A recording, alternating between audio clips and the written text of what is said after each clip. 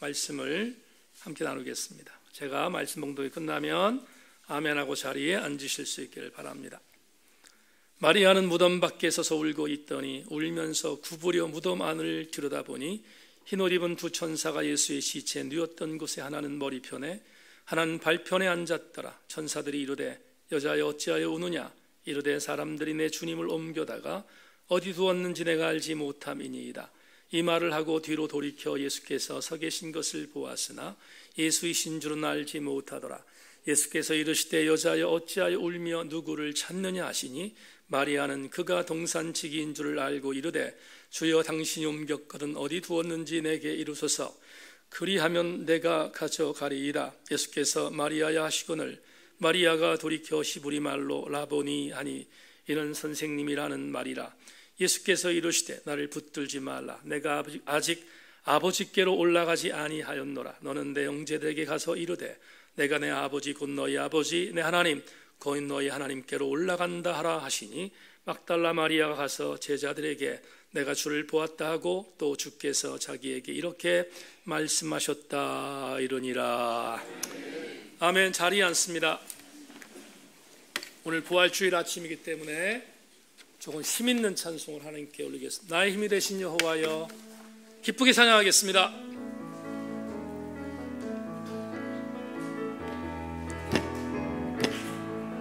나의 힘이 되신 여호와여 내가 주님을 사랑합니다. 주는 나의 석이시며 나의 요새시라. 주는 나를 건지시는 나의 주 나의 하나님 나의 피할 바위시요 나의 방패시라. 나의 하나님 나의 하나님 구원의 뿌리시요 나의 산성이라. 나의 하나님 나의 하나님 그는 나의 여호와 나의 구세주 나의 생명이신 여호와. 내가 주님을 찬양합니다. 주는 나의 사랑이시며 나의 의지시. 아멘 아멘. 주는 나를 이끄시어 주의 길 인도하시며 나의 생의 목자 되시니 내가 따르니. 아멘. 나의 하나님 나의 하나님 생명의 면류관으로 내게 씌우소서. 나의 하나님 나의 하나님 그는 나의 여호와 나의 구세 나의 하나님 나의 하나님 나의 하나님 그는 나의 여호와 나의 구세주 나의 구세주. 부활의 아침에 오늘도 살아서 우리를 인도하시는 부활의 주님을 느끼게 하시고 체울하게 하시고 경험케 하신 하나님께 감사하며 여기서 오늘도 살아 움직이는 주님을 만나는 아름다운 현장이 되게 하여 주옵소서.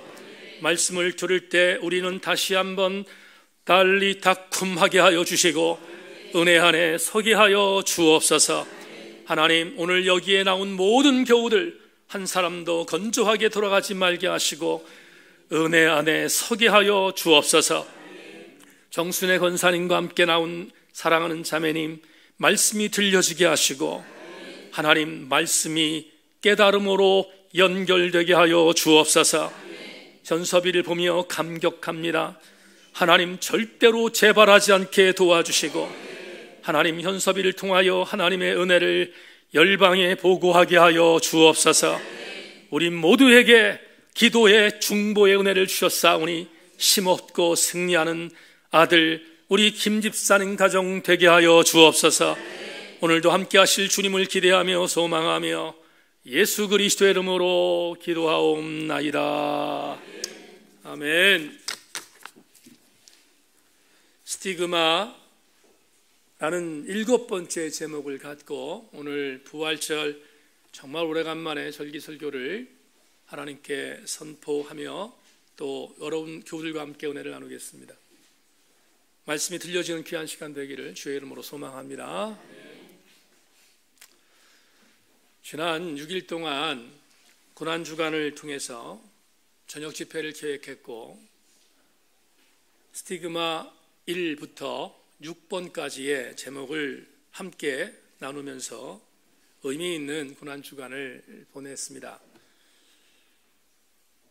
이제 오늘 부활주일을 맞이해서 절기설교를 준비하다가 기도하는 가운데 성령의 조명함을 통하여 한 번 더 스티그마라는 제목을 갖고 말씀을 전하라는 그런 조명이 있어서 오늘 본문을 중심으로 해서 스티그마 7이라는 제목을 갖고 말씀을 전하게 되었습니다.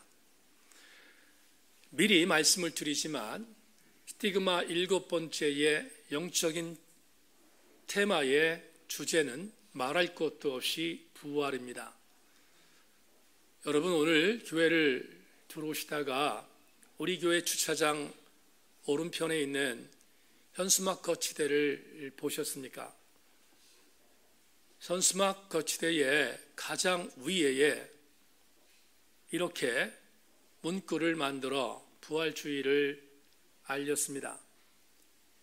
부활은 기독교 신앙의 심장소리입니다.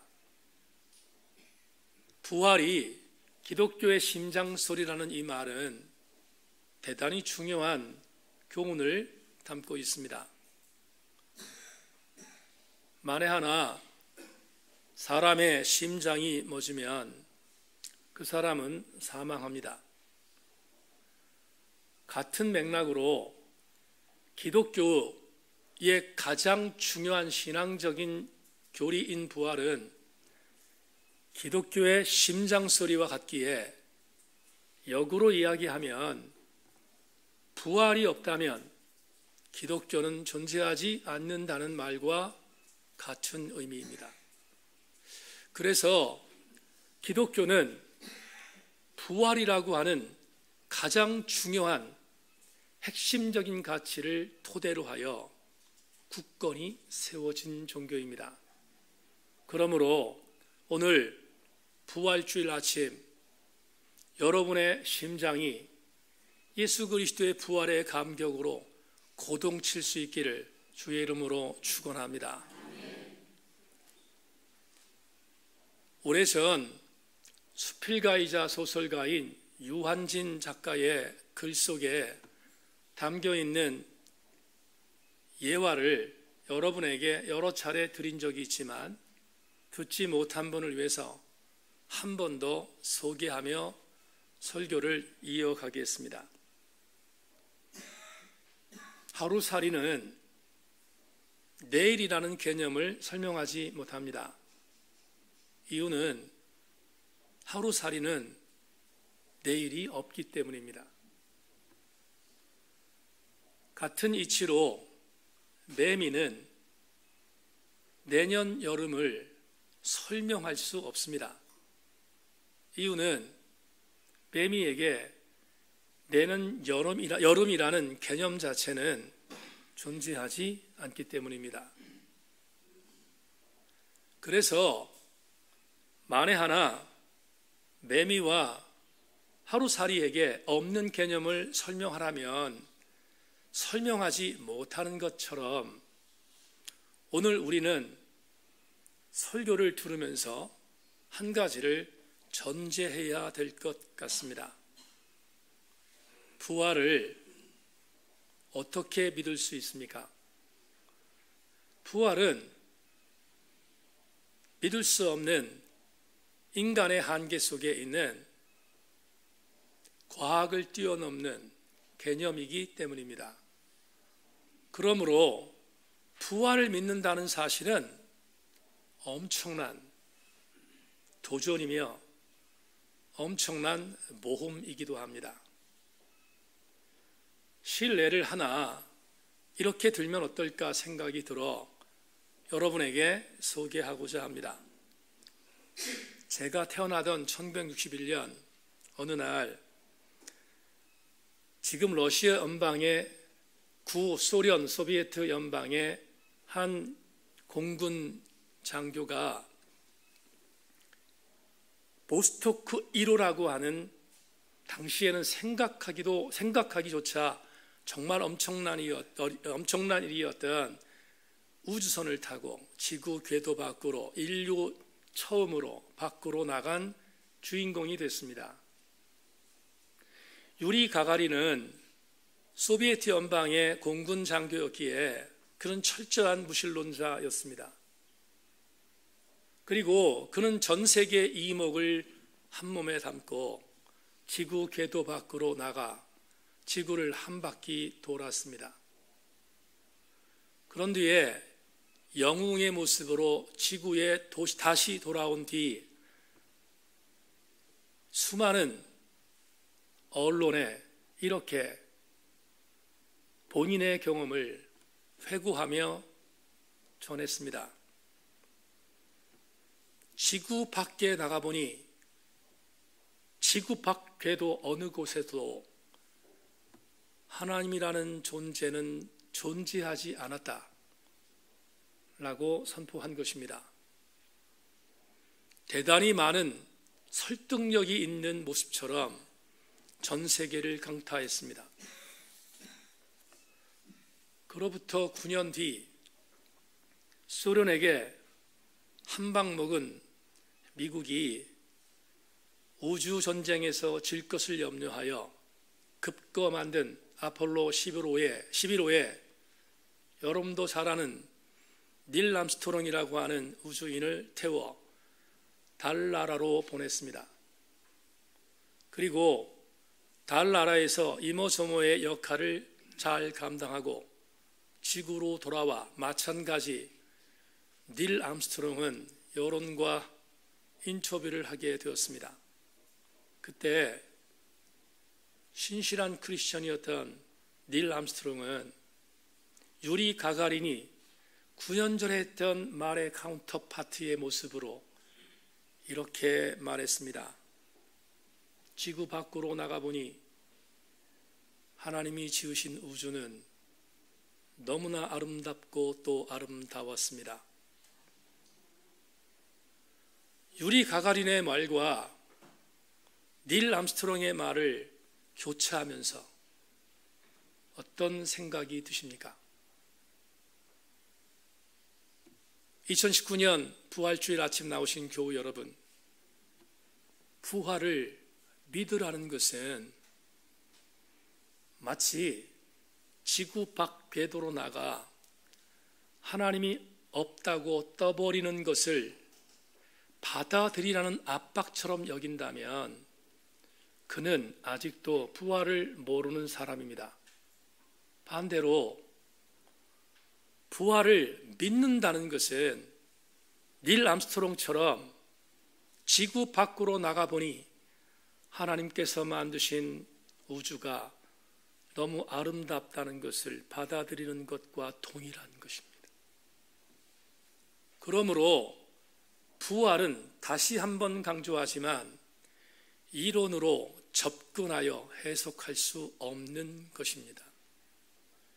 우리의 출발 자체가 부활을 이성적으로 과학적으로 증명한다면 그건 이미 출발을 잘못한 것입니다. 부활은 철저하게 삼위일체의 교리처럼 신앙적인 모습으로 해석되어야 하는 것이기 때문입니다. 만에 하나 부활을 과학적으로 증명하라고 한다면 매미에게 내년 여름을 해석하라는 것과 하루살이에게 내일을 해석하라는 것과 무엇이 다르겠습니까? 오늘 본문을 보면 오늘 본문을 접근하려면 부활의 기본적인 전제를 가져야 합니다.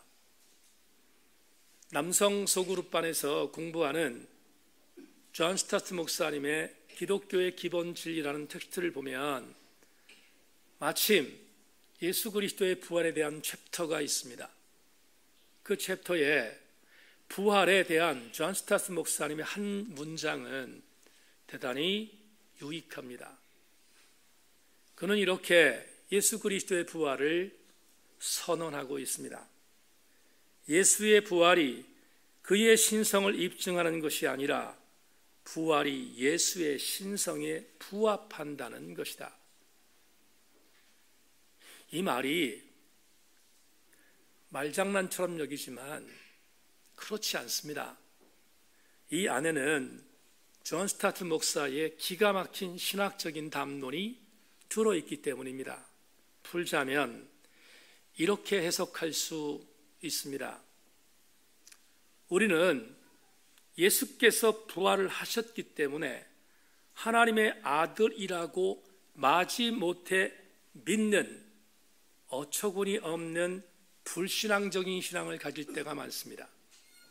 교회에서 그냥 믿으라고 하니까, 그래서 그냥 그렇게 믿어가는 그런 어처구니 없는 일이 많은데 존 스타트 목사님은 그것을 이렇게 명쾌하게 신학적으로 정리한 것입니다. 우리가 부활을 믿는 이유는 이것입니다. 부활을 믿는 이유는 부활이라는 단어가 적용되는 유일한 존재가 예수 그리스도 한 분이기 때문이다. 인간 누구에게나 부활을 붙일 수 없다는 것을 존 스타트 목사님이 말한다면 부활이라는 개념은 예수의 고유의 권위인 것을 설명하고 있는 것입니다. 오늘 이렇게 엄청난 교리, 기독교의 심장소리인 부활, 이 부활을 요한복음 20장을 통하여 접근하는 것은 대단히 유익할 것 같습니다. 오늘 본문을 여러분과 함께 나누기를 원합니다. 오늘 요한복음 20장 11절부터 18절까지의 말씀은 다른 세 복음서에도 기록되어 있는 복음 내용입니다.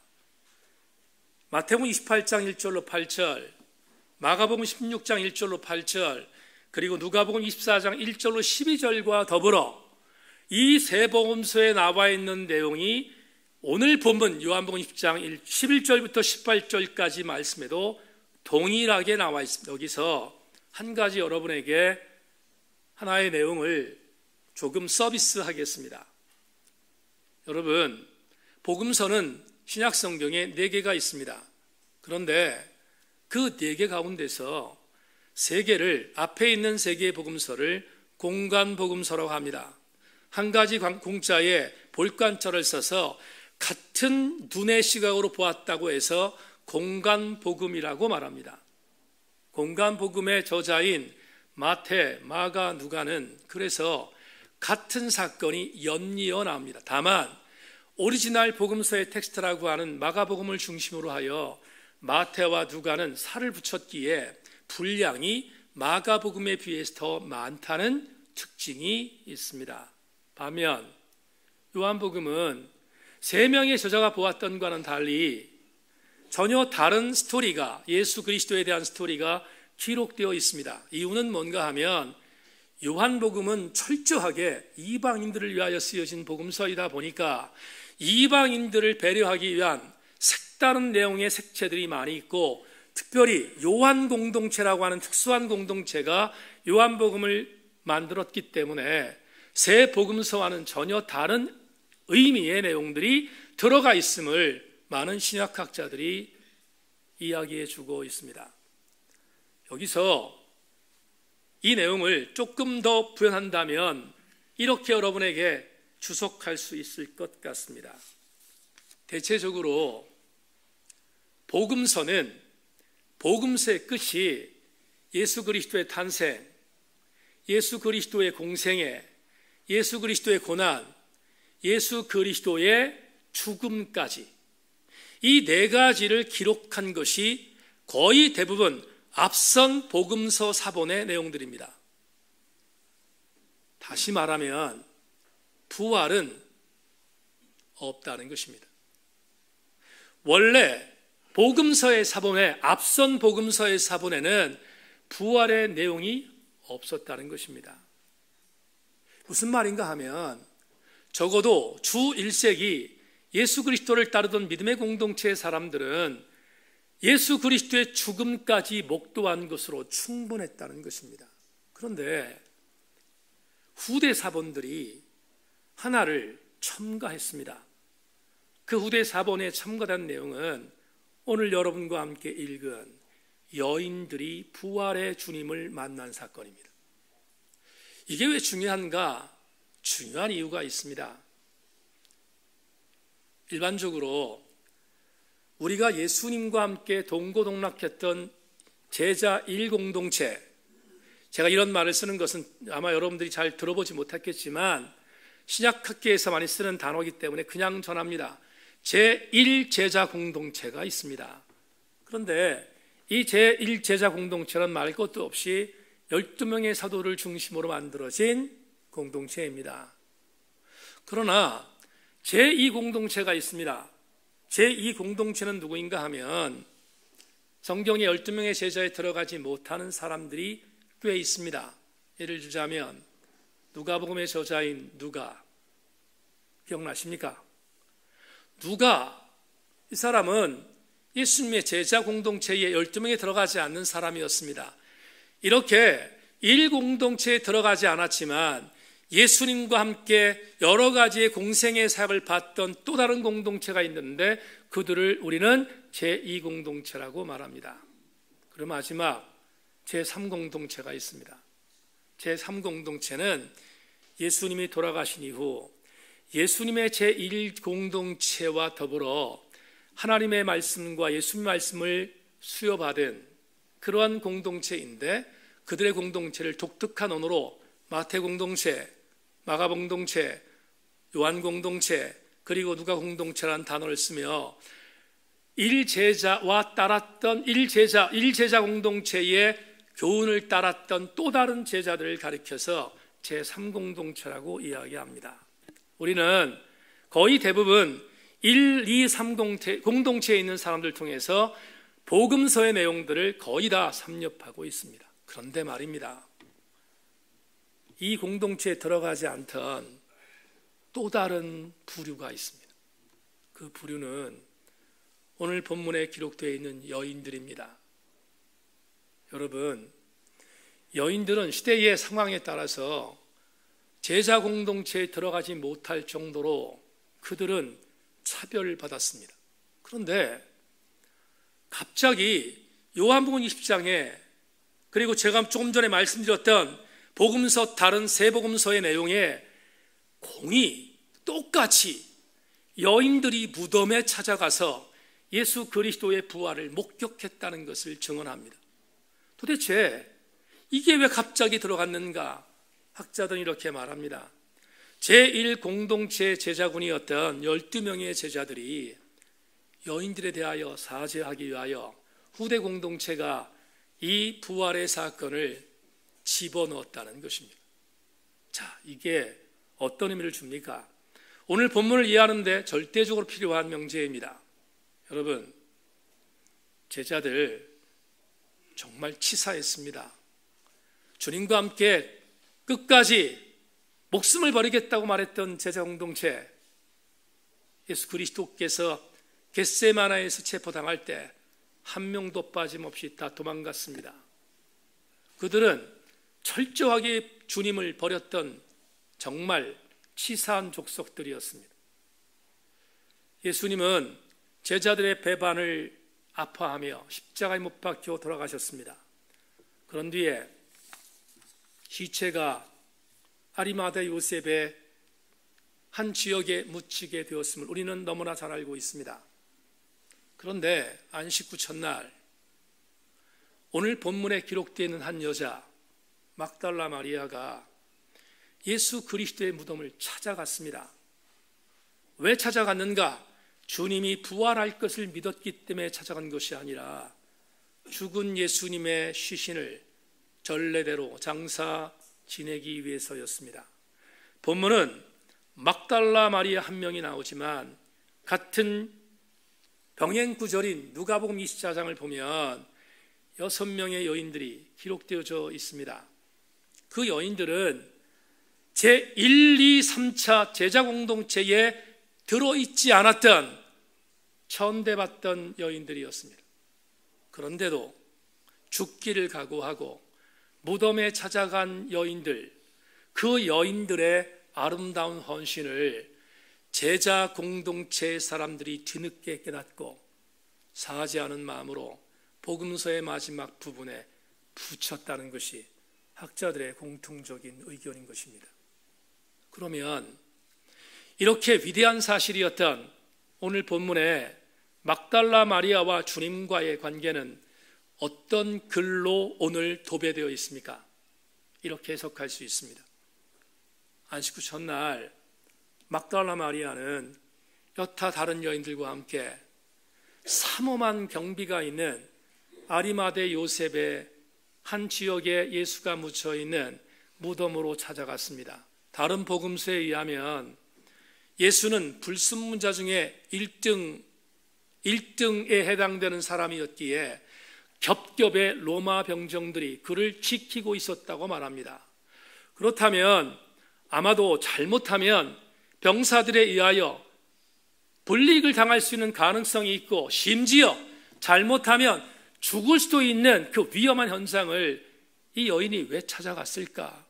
장사 지내기 위해서라고 말씀드렸습니다. 굳이 장사만 말하는가? 그렇지 않습니다. 막달라 마리아를 비롯한 여인들은 끝까지 주님이 죽는 순간에 골고다에 있었고 그들은 끝까지 주님을 사랑했던 헌신의 여인들이었기에 죽음을 무릅쓰고 안식 후 첫날 예수 그리스도의 시신을 장사하기 위하여 죽기를 각오하고 그 현장을 찾아간 것입니다. 그런데 오늘 장로님이 기도하신 것처럼 막달라 마리아가 무덤에 도착하자마자 쇼킹한 일이 벌어졌습니다.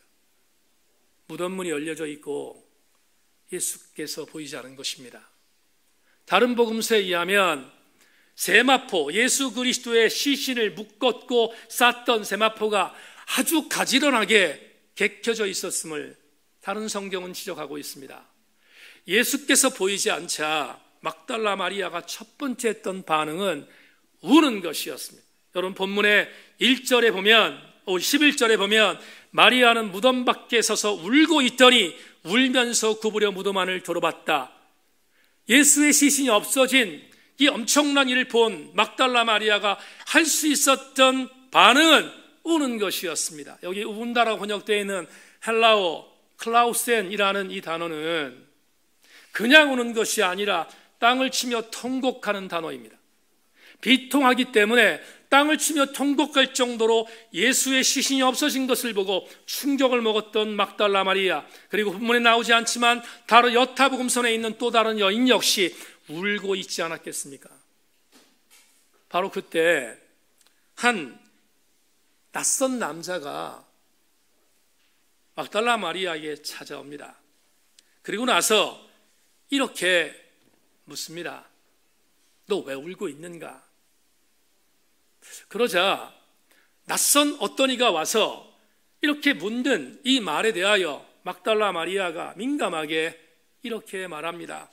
내가 사랑하는 예수님의 시신이 없어졌다는 것입니다. 그러면서 묻는 그 낯선 이에게 이렇게 말합니다. 혹시 당신이 내 사랑하는 주님의 시신을 어디에다 감추었다면 그 시신을 나에게 달라고 요청합니다. 그리고 오늘 본문에 여러분 제가 가장 중요하게 여기는 한 중요한 성경 요절 15절을 주목해 주시기 바랍니다. 15절에 이렇게 말합니다. 예수께서 이르시되 여자여 어찌하여 울며 누구를 찾느냐 하시니 마리아는 그가 동산직인 줄을 알고 이르되 주여 당신이 옮겼거든 어디 두었든지 내게 이르소서 그리하면 내가 가져가리이다.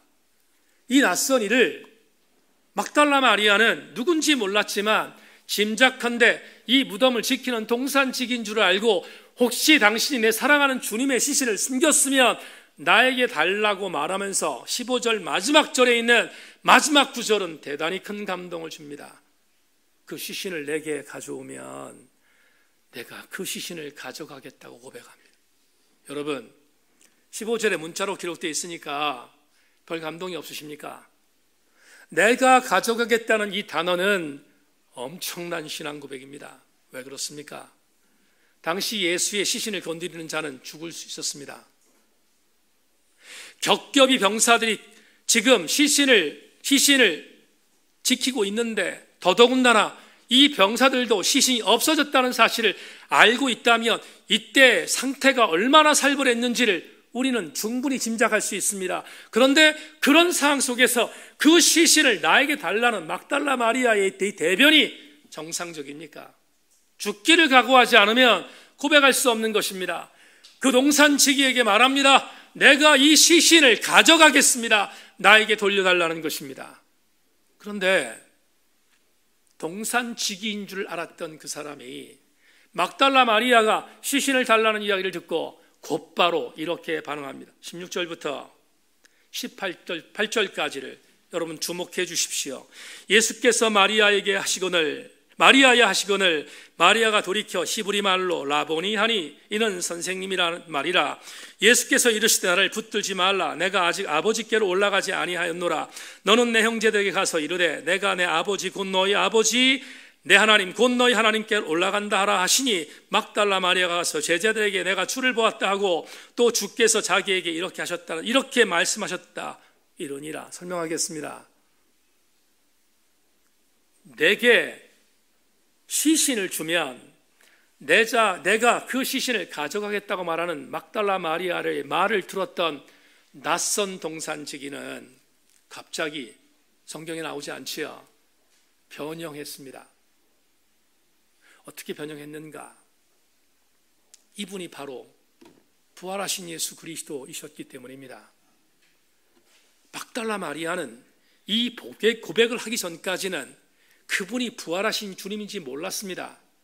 그런데 내가 시신을 가져가겠다는 이 고백 한마디에 이 동산지기와 같은 이 남자가 자기의 모습을 드러냈습니다. 이걸 신학적으로 세오파니, 현현이라고 합니다. 하나님이셨던 예수께서 내가 부활한 주라는 사실을 드디어 마리아에게 알려준 것입니다.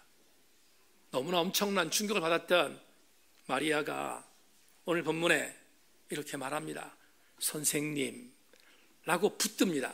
그러자 부활하신 주님이 자기를 현현하셨던 주님께서 건들지 말라. 여러분, 이것은 말씀드릴 수 없어요. 왜냐하면 이 설교를 오늘 여기서 얘기하면 말할 수 없기 때문에 너무나 복잡하기 때문에 말할 수 없습니다. 다만 건드리지 말라는 것입니다. 내가 아직 하나님께 올라가지 못했기 때문에 아직은 나를 건드리지 말라는 신적인 부분의 영역을 말씀하신 뒤에 오늘 본문에 없지만 두 가지를 막달라 마리아에게 말합니다. 첫째, 제자들에게 가서 내가 부활했다는 것을 알려라.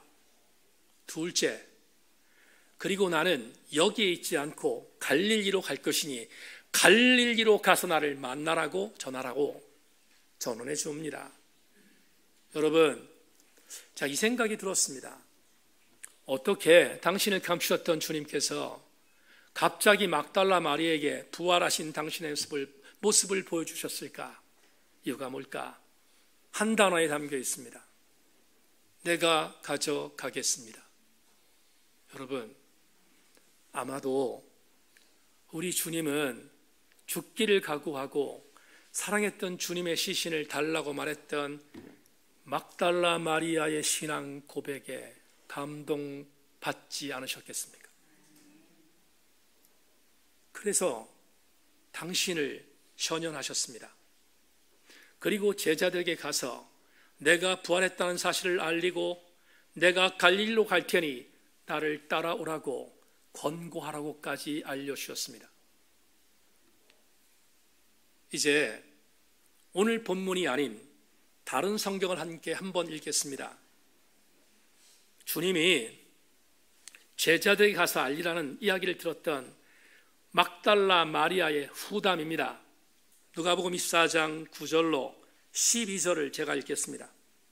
무덤에서 돌아가 이 모든 것을 11사도와 다른 모든 이에게 알리니 이 여자들은 막달라 마리아와 요한나와 야고보의 모친 마리아라. 또 그들과 함께한 다른 여자들도 이것을 사도들에게 알리니라. 사도들은 그들이 말이 허탄한 듯이 들려 믿지 아니하나 베드로는 일어나 무덤에 달려가서 구부려 들여다보니 세마포만 보이는지라. 그 된 일을 놀랍게 여기며 집으로 돌아가니라.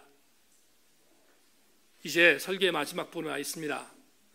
여러분, 막달라 마리아와 그 현장에 있었던 여인들이 부활하신 주님을 본 뒤에 벌벌 떨고 있는 제자들이 숨어 있는 공동체에 들어가서 부활의 주님을 우리가 만났다고 말합니다. 뿐만 아니라 그분이 우리에게 갈릴리로 와서 나를 만나라고까지 말씀하셨다는 것을 전했을 것입니다. 그러자 그 말을 들었던 반응은 두 가지입니다. 베드로를 제외한 나머지 제자들은 시큰둥하게 여겼습니다. 부활이라는 게 말이 되냐는 것입니다. 부활을 믿지 않은 것입니다. 부활을 팽개친 것입니다. 이때의 제자들의 영적 상태는 이 정도였습니다. 그런데 유독이 베드로는 다혈질적인 성격을 숨길 수 없어서 막달라 마리아가 이야기한 이야기를 듣고 곧바로 아리마대 요셉에 있는 무덤가로 달려갔습니다. 그리고 진짜로 막달라 마리아가 이야기한 것처럼 그 무덤문이 열려 있었고 그 안에는 예수의 시신이 없었던 것을 발견했습니다. 그러면 이 정도 되면, 이 정도로 눈으로 직접 그 상징을 봤다면 베드로가 취할 반응은 이것이어야 합니다. 뭡니까? 갈릴리로 가면 나를 만날 거라고 말씀하셨으니까 베드로의 심령이란 당연히 어디로 가야 합니까? 갈릴리로 가야 합니다. 그래야 정상입니다. 그런데 오늘 본문을 보면, 누가복음을 보면 그렇지 않아요. 베드로가 예수 그리스도의 시신이 없는 것을 확인하고 갈릴리로 가지 않고 다시 놀랍게 여기긴 했지만 어디로? 집으로 돌아갔다라고 말합니다. 여러분, 여기서 우리는 오늘 설교에 대단히 중요한 교훈을 발견합니다. 막달라 마리아와 베드로는 공통점이 있었습니다. 뭡니까? 부활의 주님의 부활을 믿지 않았습니다. 동일하게 믿지 않은 것이 공통점입니다. 그런데 그 이유가 중요합니다. 막달라 마리아는 부활한 주님을 만났고 베드로는 부활한 주님의 상징을 보았습니다. 어떤 일이 벌어졌습니까? 막달라 마리아는 부활의 주님을 믿었고 부활의 상징을 보았던 베드로는 갈릴리로 가지 않은 것을 보면 부활을 반신반의했을 것입니다. 우리는 이상의 본문 해석을 통하여 오늘 2019년 부활주일 우리에게 주시는 은혜를 받게 됩니다. 자막 보겠습니다. 사랑하는 교우 여러분, 오늘 설교 제목을 스티그마 7이라고 썼습니다. 오늘 제가 스티그마 7이라고 말한 이유는 이것입니다. 부활하신 주님을 내 심장에 스티그마로 새기려면 반드시 부활하신 주님을 따라합시다. 만나야 한다. 한 번만 더 따라합니다. 만나야 한다. 이렇게 말하면 여러분 가운데서 피식 웃는 사람이 있을 겁니다. 말이 되는 소리를 하라고 저에게 반격하는 분도 계실 줄 압니다. 왜 그런지 아십니까? 목사님, 정신 차리세요. 보이지 않는 주님을 만나는 것도 힘든데 그것도 기적이라고 생각하는데 이제 다시 사신 주님을 만나라고요? 그게 말이 됩니까? 저에게 여러분 콧방귀 뀌는 분도 혹시 있을 줄 모르겠습니다. 그러나 물러서지 않겠습니다. 새인교회 지체 여러분, 여러분의 심장에 예수를 스티그마로 새기려면 부활의 주님을 만나야 합니다. 그러면 어떻게 만나야 합니까? 어떻게 만날 수 있습니까? 그냥 주님도 믿는 것이 기적인데 부활하신 주님을 믿으라는 것이 말이 됩니까? 어떻게 부활하신 주님을 만나라는 것입니까? 도전하면 이렇게 여러분에게 답변하겠습니다. 먼저 이재철 목사님이 쓰신 매듭짓기라는 책에 나오는 4가지의 방법을 먼저 여러분에게 확신시키겠습니다. 이재철 목사님은 매듭짓기라는 책에서 예수 부활의 확실성을 4가지로 전언하고 있습니다. 첫째, 믿음의 대상인 성경이 예수 부활을 확고하게 증언한다. 둘째, 예수님의 말씀에 의해 수많은 사람들의 인생이 새로워지고 있다. 셋째, 예수님에게는 무덤이 없다. 넷째, 확고한 제자들의 증언이 지금까지 무너지지 않고 이어지고 있다. 이게 이재철 목사님의 부활의 확실성을 제시하는 증거입니다. 한 가지 더, 남성 소그룹에서 공부하고 있는 존 스타트 목사님도 비슷한 얘기를 합니다. 존 스타트 목사님이 이렇게 말합니다. 우리가 예수 그리스도의 부활을 확신해야 할 이유, 첫째, 마찬가지 시체가 없다. 둘째, 수위가 헝클어지지 않고 객혀 있었다. 셋째, 부활하신 주님은 제자들에게 나타났고, 넷째, 그 제자들이 변화되었다는 것입니다. 그러면 존 스타트 목사님과 이재철 목사님의 공통분모가 하나 보입니다. 무엇입니까? 부활하신 주님이 제자들에게 나타났고, 그 제자들이 전한 부활의 주님을 믿은 후대의 후배들이 그 부활을 믿고 오늘도 그 부활 때문에 변화된 사람들이 있다면 그러면 우리는 믿어야 할 것이 있습니다. 부활의 주님은 지금도 살아서 여기서 역사하시고 계십니다. 멀리 가지 맙시다. 2000년 전 팔레스타인의 한 지역에서 부활의 주님을 목도한 백성들이 목도한 그 부활을 믿고 그걸 증언하여 그들이 변화되었고, 그들이 증언한 부활의 능력을 믿고 있는 후배들이 그 부활을 이었고 그들도 변화되었으며, 그들이 변화된 그 부활을 내가 오늘도 믿고 제천세인교회 성도들이 부활의 현장에서 승리하고 있다면, 오늘 제천세인교회 현장도 부활하신 주님은 살아서 역사하고 계시는 것입니다. 권고합니다. 사랑하는 세인교회 지체 여러분, 오늘도 부활하신 주님은 여러분들을 만나고 계십니다. 지난 6일 동안 고난주간을 보냈습니다. 집회를 오래간만에 했습니다. 가장 중요한 신앙인의 기본기를 다졌습니다. 그리고 교우들과 6일 동안 어려운 것 나누지 않았습니다. 6가지의 기본적인 것들을 함께 나누면서 이렇게 말씀을 증거했습니다. 세인교회 지체 여러분들이요, 복음의 능력은 가장 중요한 스티그마입니다. 그 복음의 능력을 믿는 우리들은 바른 예배를 드려야 하고, 뿐만 아니라 우리가 바른 예배를 드린다면 기도 쉬는 죄를 범치 말아야 하며, 더불어 내가 기도 쉬는 죄를 범치 않을 때 나에게 다가오시는 인격적인 성령께서 나에게 올바른 통찰력을 허락해 주시며, 나에게 가장 중요한 성령의 은혜를 통하여 승리하는 삶을 살게 만들어 주실 것이고, 더불어 그 성령의 능력을 통하여 저와 여러분의 죽음 대신 예수 그리스도는 우리에게 가장 강력한 말씀을 무기로 주실 것이며, 더불어 그 말씀의 주님이 우리에게 가장 강력한 예수 그리스도임을 증거해 주므로 예수는 가장 강력한 우리의 스티그마인 것을 새기라고 권고했습니다. 그런데 오늘 마지막으로 저에게 조명해 주신 은혜는 이것입니다. 그 주님이 다시 살아나셨다는 것입니다. 그렇다면 우리는 이제 최종의 은혜를 받게 됩니다.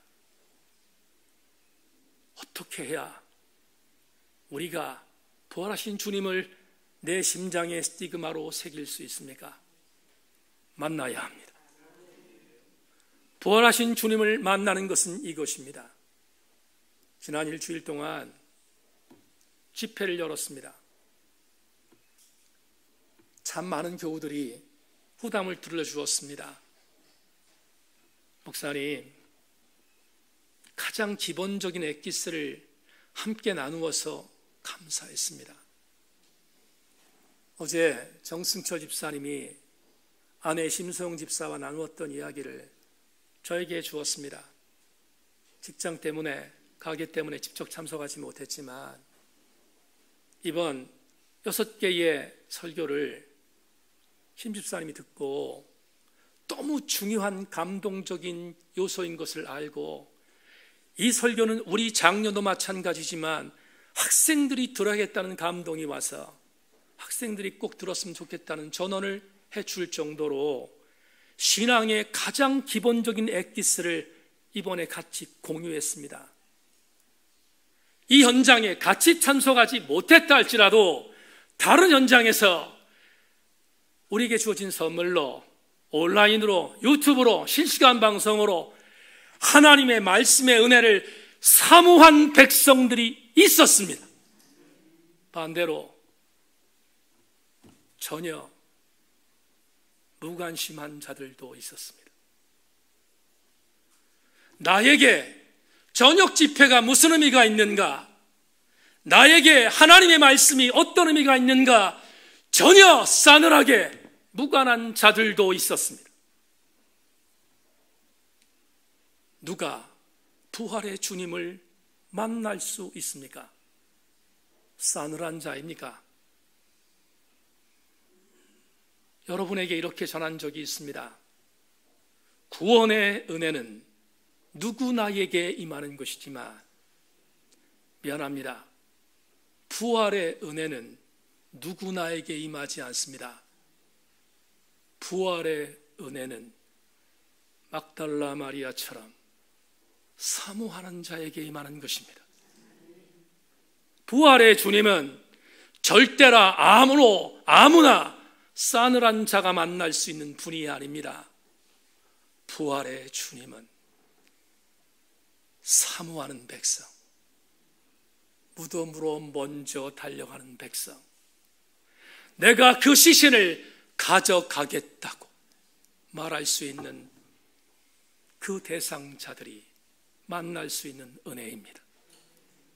바라기는 이번 집회가 끝났지만 저와 여러분의 현장 안에서 날마다 만나주시기를 원하시는 부활의 주님을 사모하는, 그래서 허접한 무늬만 있는 가짜 그리스도인들이 아니라 진짜로 부활의 주님이 2019년 4월 21일 현장에서 오늘도 살아, now and here, 지금 여기에서 만나주시는 그 부활의 주님을 만나 역동적으로, 감동적으로, 감사함으로, 감격적으로 신앙생활하는 우리 모두가 되기를 주의 이름으로 축원합니다. 말씀 맺겠습니다. 가끔 들려드리는 김기성 목사님 책 중에 마태와 함께 예수를 따라라는 책에 이런 글이 있습니다. 헨리 나우엔이라고 하는 아주 정말로 신실했던 예수의 사제가 있습니다. 그는 유수한 대학의 졸업자임에도 불구하고 라루시라는 가난한 병약한 자들이 살고 있는 공동체에 들어가서 대학 교수를 포기하고 일생 동안 나약한 자들, 장애인들과 함께 삶을 살았던 위대한 하나님의 사람입니다. 김기성 목사는 마태와 함께 예수를 따라하는 책에서 헨리 나우엔이 남긴 한 단어를 소개합니다. 헨리 나우엔이 이런 단어를 소개했습니다. 씨름하는 동조자. 무슨 말인가? 씨름하는 동조자.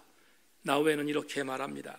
모든 것을 버려두고 예수를 따르지는 않았지만 하나님 나라에 대한 예수의 꿈을 공유하면서 나름 자기의 삶을 살기 위해 몸부림치는 자들이 씨름하는 동조자들이다. 여러분, 감히 이제는 이렇게 설교하기가 두렵습니다. 다 버리고 주님 따르십시다. 듣지도 않겠지만 전하지도 못할 것 같습니다. 그러나 목사가 약해지면 되겠습니까? 성도들이여, 다 버리고 주님은 따르지 못한다 할지라도 하나님의 나라에 대한 예수의 꿈을 공유하고 나름 자기의 삶을 살기 위해 몸부림치는 씨름하는 동조자 정도는 되어야 되지 않겠습니까? 부활주일 아침 우리 모두 함께 내 안에 예수 그리스도의 부활의 능력을 스티그마로 새겨서 씨름하는 동조자 정도의 신앙의 여정으로 함께 달려가는 우리 모든 교우들 다 되기를 주님의 이름으로 축원합니다. 하나님 감사합니다. 오늘 주의 은혜 안에서 오래간만에 절기 설교를 선포했습니다. 주님, 어떤 때 나는 베드로처럼 집으로 돌아가는 정도의 수준에서 머물 때가 있습니다. 그러나 훈련하고 또 훈련하고 말씀을 받고 또 말씀을 받고 난 뒤 그래도 시신을 내가 가져가겠다고 말하는 막달라 마리아의 정도의 신앙으로 성장은 해야 되지 않겠습니까? 더불어 기도할 것이 있습니다.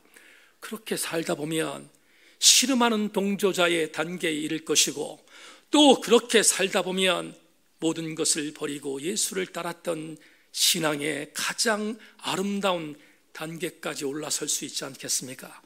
주님, 부활의 주님이 우리에게 만나주시길 원하는 오늘 2019년 부활절 우리 모든 교우들 여기에 모인 우리 성도들 하나님 부활의 주님을 내 심장에 새기게 하여 주셔서 스티그마를 갖고 승리하는 우리 교우들 다 되게 하여 주옵소서. 하나님의 은혜를 기대하고 이후로는 누구든지 나를 괴롭게 하지 말라. 내 몸에 예수의 흔적을 가졌다고 고백했던 바울처럼 우리도 그 흔적 갖고 살게 하여 주옵소서. 예수 그리스도의 이름으로 기도하옵나이다. 161장 하나님께 찬양하겠습니다.